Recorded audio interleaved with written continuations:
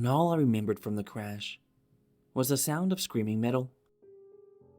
It was a wet December Tuesday, and I was driving to do my weekly grocery shop. David had been begging me to get the bus since my glaucoma had gotten worse, but I refused to listen. Now I was a perfectly healthy woman at age 72. David is going to think this was all my fault, but I'll just make him read the police report. The other driver sped a red light and slammed into me side on. Died instantly, apparently. My car spun out onto the curb and wrapped itself around a street lamp. The whole ordeal lasted less than 5 seconds.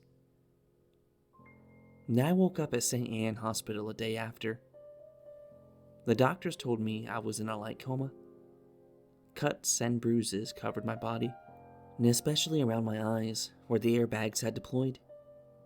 2 dark circles and a broken nose made me look like an old peach you'd find at the back of the refrigerator. And every bone in me felt out of place and like I could barely move. And after a brisk chat with me, the doctor met a woman at the door. They shook hands before she hobbled over.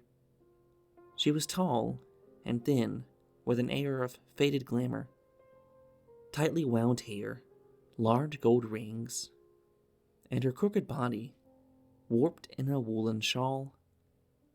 She had a stern but concerned smile. "How are you, Mary?" she asked, her voice sounding broken with a deep rasp. "Who are you?" I asked. "It's me. It's your sister," she said, and each guttural word cut through me. I had never met this woman in my life. "You must be confused." She tilted her head to her shoulder and rubbed the back of her finger through her hair. "No, dear.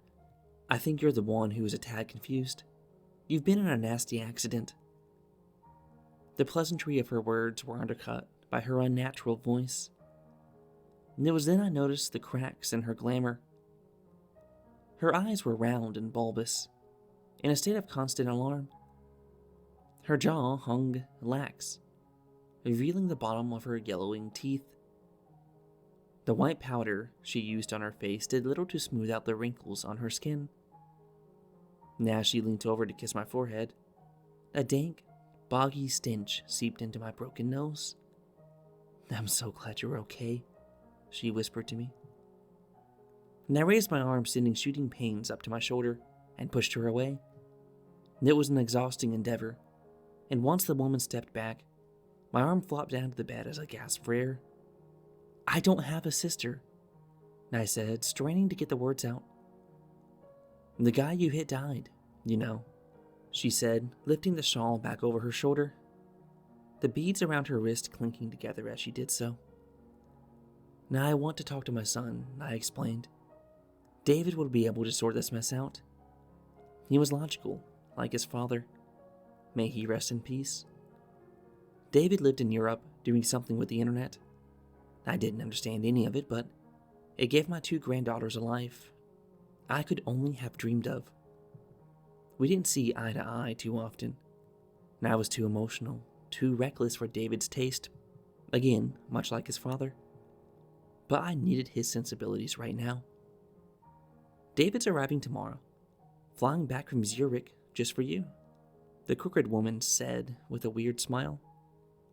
"I don't want you here," I barked. "I don't know you." The crooked woman pursed her lips and wandered over to the side table. She grabbed a plastic cup and filled it with water. "You're acting like the princess of Apple Tree Castle," she said matter-of-factly. How did she know about Apple Tree Castle? That was the nickname I gave to the treehouse my father constructed for my 8th birthday. And it was my safe space, and away from the arguments, the graft, and the drama of working a farm.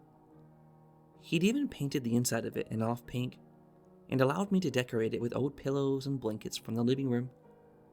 And I'd spent many summer evenings listening to the gentle rustling of the trees. That was until one of my school friends, a girl I can no longer remember the name of, fell from it and seriously hurt herself. The girl's parents were furious and demanded that the treehouse be taken down. Now I had to watch as my dad dismantled my childhood with each chop of his axe. Now, the woman in my hospital room was telling me that the little girl who left a bloody stain in the mud wasn't some faded memory of a friend. It was my sister. It was her. She pointed to her slack jaw, wobbling her chin with her finger.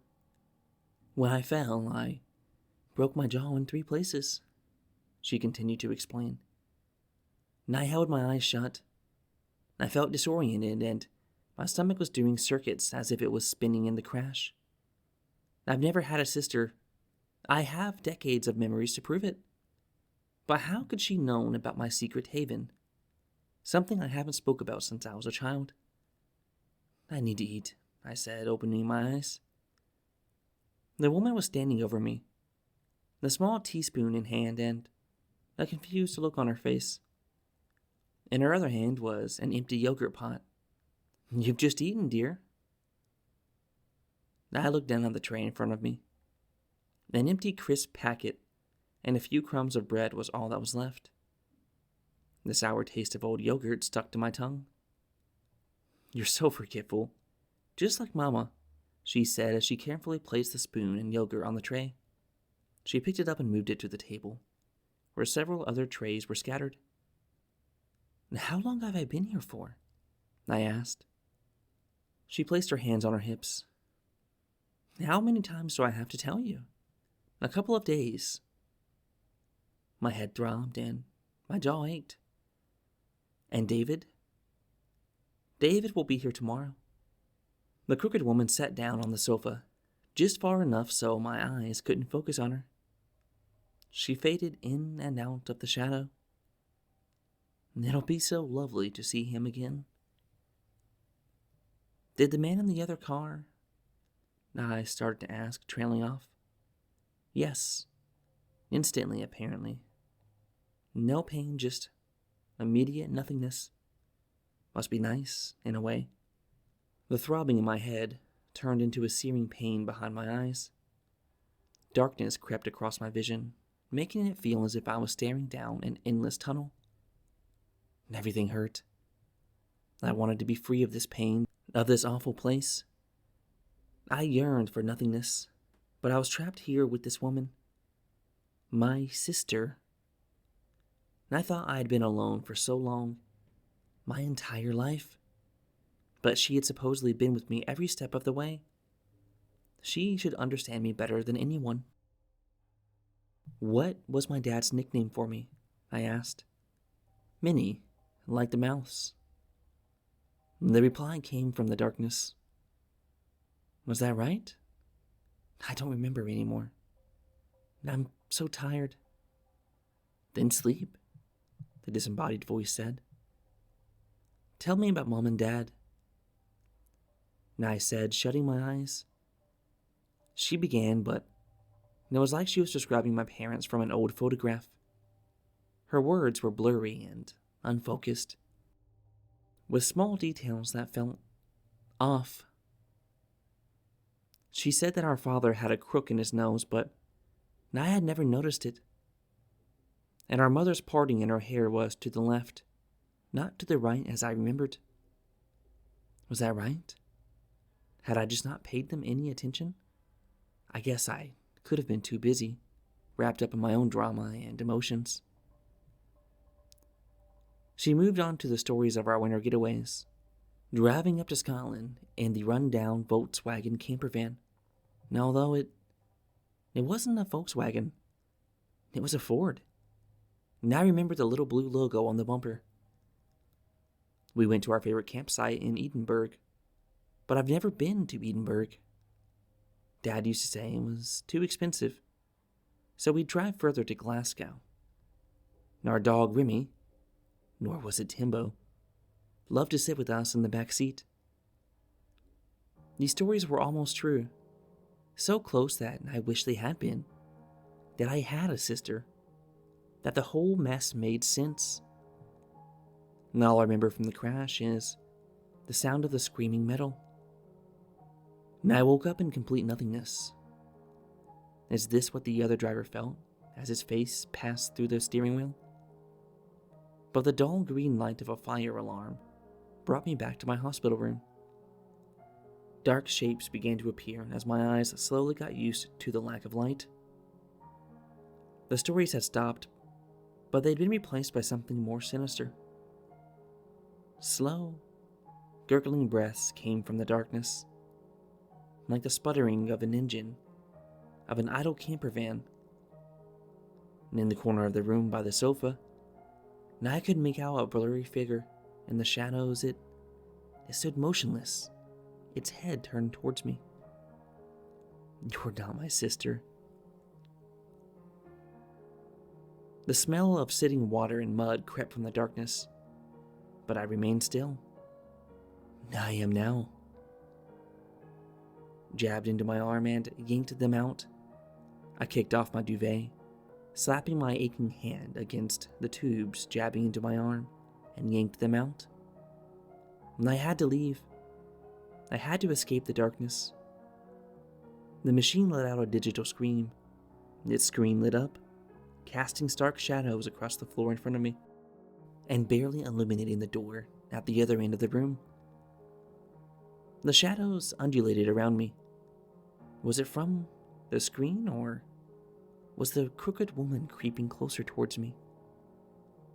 I dropped my naked feet down on the cold tiles, barely steadying myself. My vision blurred, and the stabbing pain behind my eyes returned. I thought I was about to throw up, but instead I took my first step forward, then a second. Slowly but surely, I headed towards the door. Each step felt heavier than the last.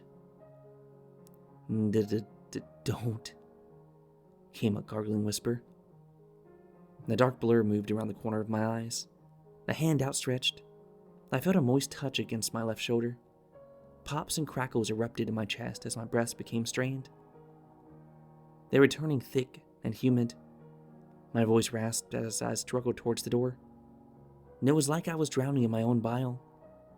I fell to my hands and knees. My body was failing on me. I spat on the floor and I tried to continue on, but I collapsed in a few seconds. I felt the wet moisture crawl across my body as something whispered in my ear. "It's okay. You're here now."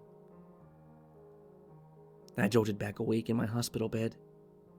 The light was blinding, and the shooting pains in my brain returned. My ears rang out with a high-pitched tone. I squeezed my eyes shut and focused on my gasping breaths. I touched my face and felt the warm plastic of an oxygen mask. I was safe. After a few seconds, my breathing slowed, but the pain and screams in my ears remained. I opened my eyes to see David sitting on a chair by the door, furiously talking on the phone. He hadn't noticed me waking up. I looked around the room, and it was just him. And I felt a warm glow rush over me, a sheer sense of joy that I hadn't felt in a long time. David glanced over at me and realized I was awake. He smiled, then the door opened, and a crooked arm snuck in, and the rest of her body followed it. The woman, who thought she was my sister, peered her head around with a warm smile. I held my mask tight as my lungs tightened. I pointed my finger at the woman, screaming for breath.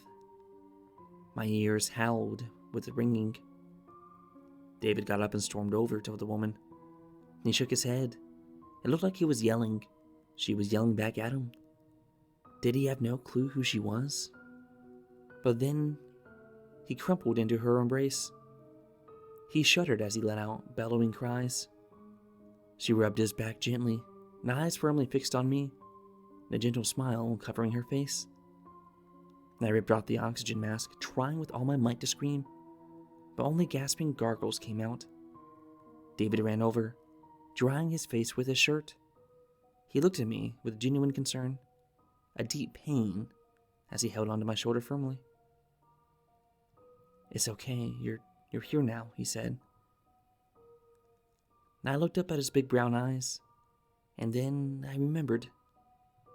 My son's eyes were green,